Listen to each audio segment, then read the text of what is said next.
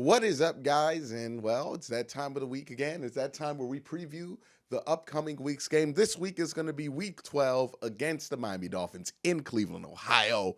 It's going to be a interesting game, as this will be the first time since the Browns came off a bye week. They will not play a top 10 defense. So it's going to be interesting to see what the offenses can put out, seeing as they played markedly better since the bye week against those top 10 defenses. But that being said, I don't think Miami is a pushover. I don't think Miami is a team to take lightly, and I do think there is a little bit of a concern here that this team could take Miami lightly because of the game that comes next week in Pittsburgh. So let's dig in, let's dive in, let's talk about it.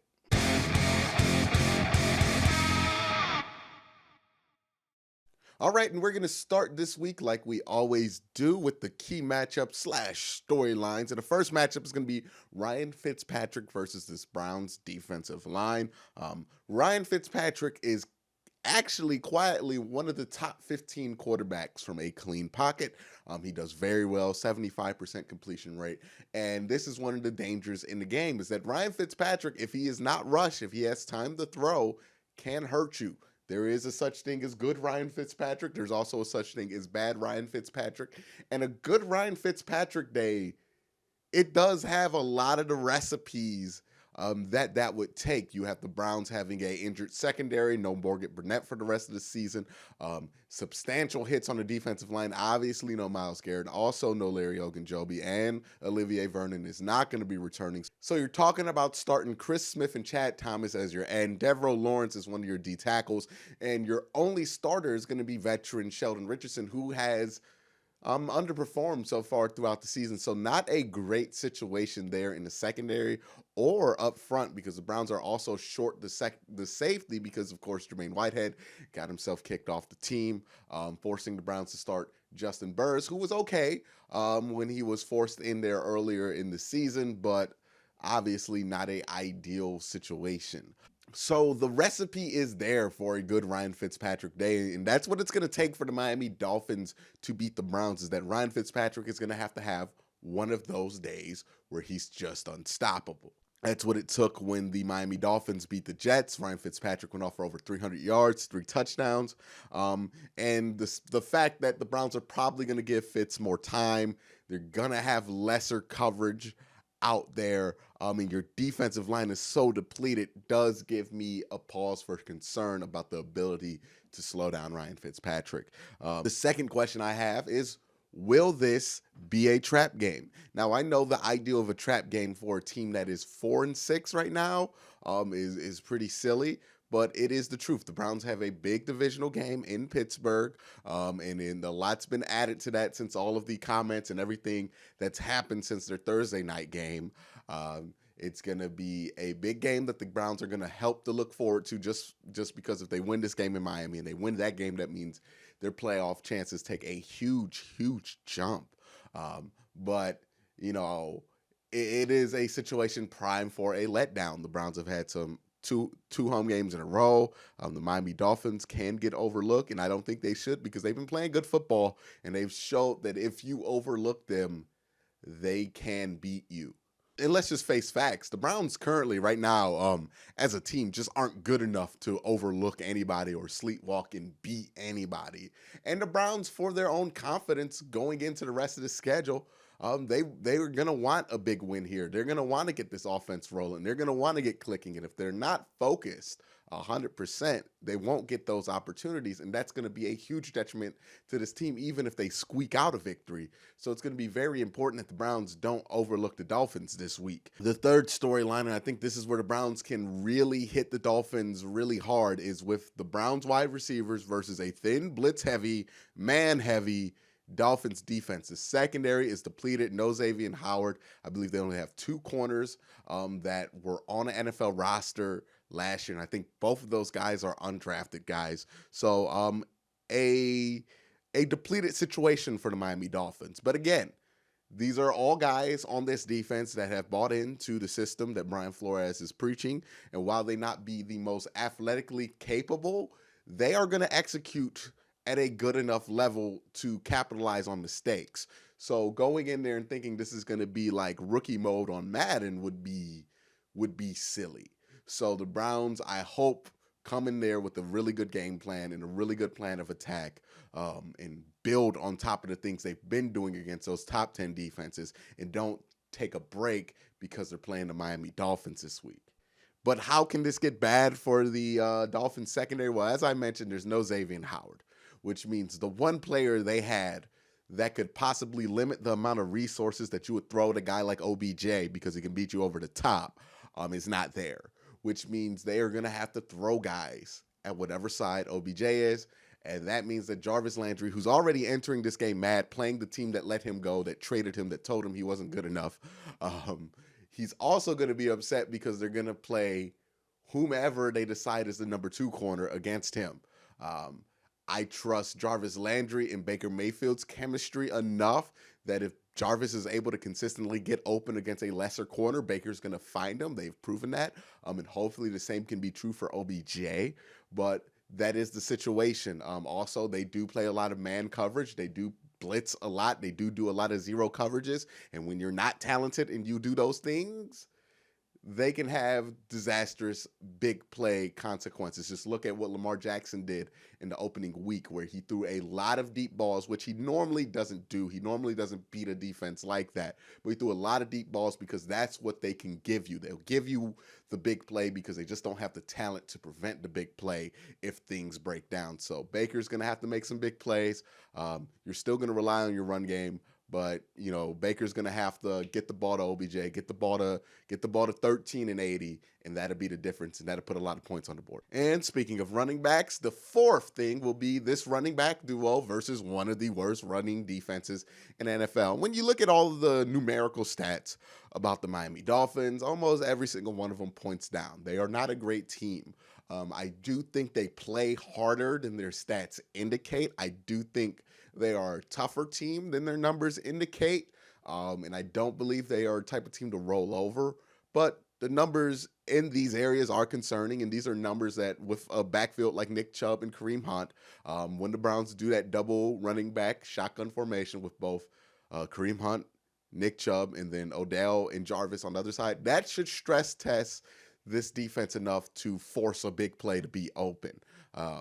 That just is the case. If the Browns lose this game, it's going to be because the coaching did not have this team ready and there's something went wrong offensively, because I don't believe the Browns defense is going to shut out the Miami Dolphins offense. I think they're actually going to score more points than we think.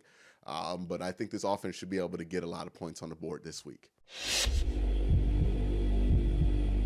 All right, now let's look at the inactives. And this list is actually interesting because a lot of guys who are limited, not a lot of guys getting DNPs. So this is going to be a full list, but understand a lot of these guys are probably going to play. Got guys like Odell Beckham, Jarvis Landry, Joe Bitonio.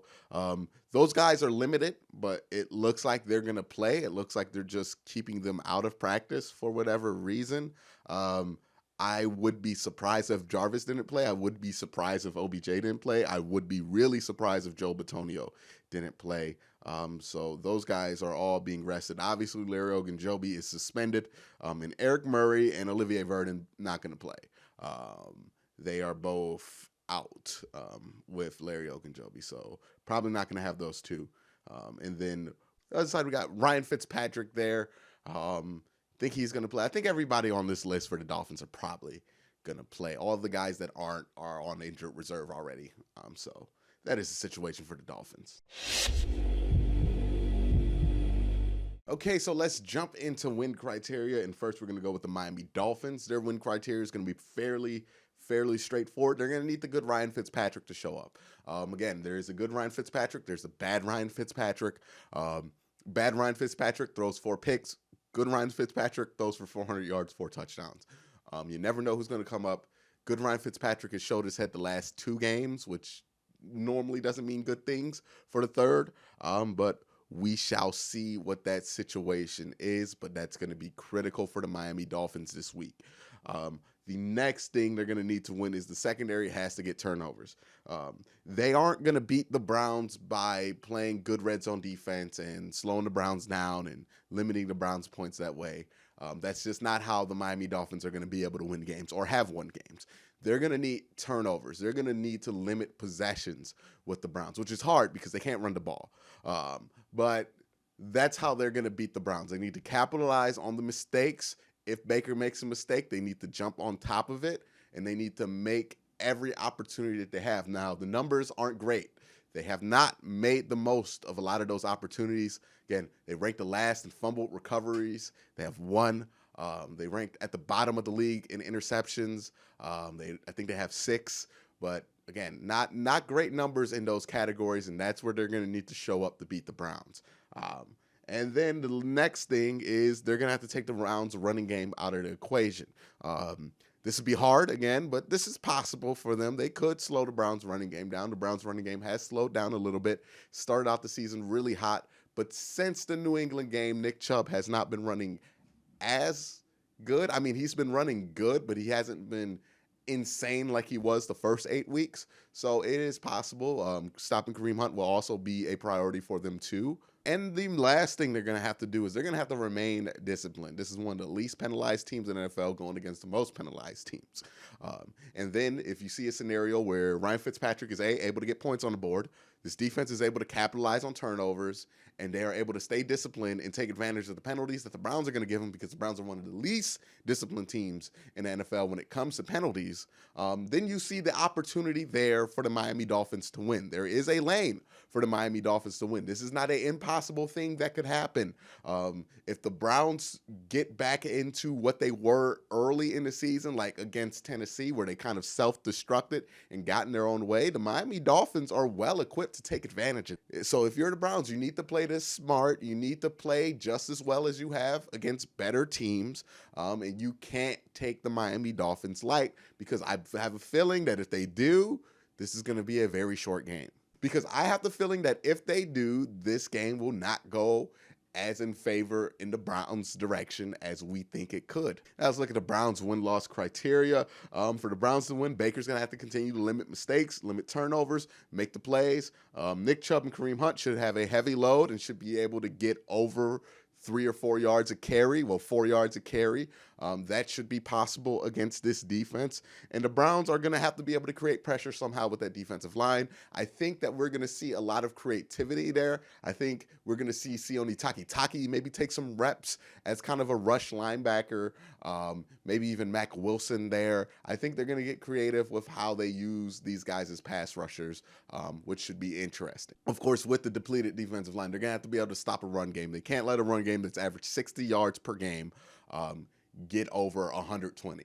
That would be ridiculous, and that would not be conducive to winning. And also, it's possible because you're starting pretty much all backups on the defensive line, minus Sheldon Richardson. So keep an eye out for that. And the last thing is the secondary has to capitalize on the mistakes that Ryan Fitzpatrick is going to make. That is how you kill this team. If you make them turn the ball over and you score points and you break their back, you will kill this team early. You'll be able to finish the game, hopefully finish healthy, and then focus next week on Pittsburgh. But when they give you opportunities to kill them, the Browns, unlike the game against Pittsburgh, unlike the game against Buffalo, where they had leads and had opportunity, put the pedal down on their opponent and finish the game early.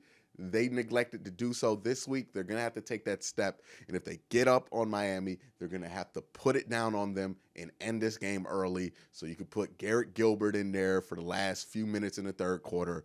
And so we don't have moments happening like what happened at the end of the last game.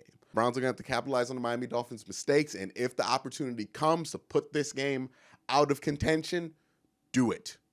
Be aggressive. End this game early. And get a big win. All right, so what's the win-loss prediction? While the Browns have been inconsistent, while I do see there's more of a credible lane for the Miami Dolphins to win this game than I think a lot of people are looking at, I feel good about the direction the offense has been going in, and I feel like this is going to be a coming out party of sorts for the offense. I think the defense is going to struggle more than people expect, and I don't know if they're going to put the game away like we would hope. I don't have confidence in them in that way because they just haven't done it, minus the Baltimore Raven game. But that was a long time ago. So I'm going to go with a prediction of 35-21. I think the Browns are going to win. And I think Baker's going to have a very good day. I think Odell's going to get a touchdown.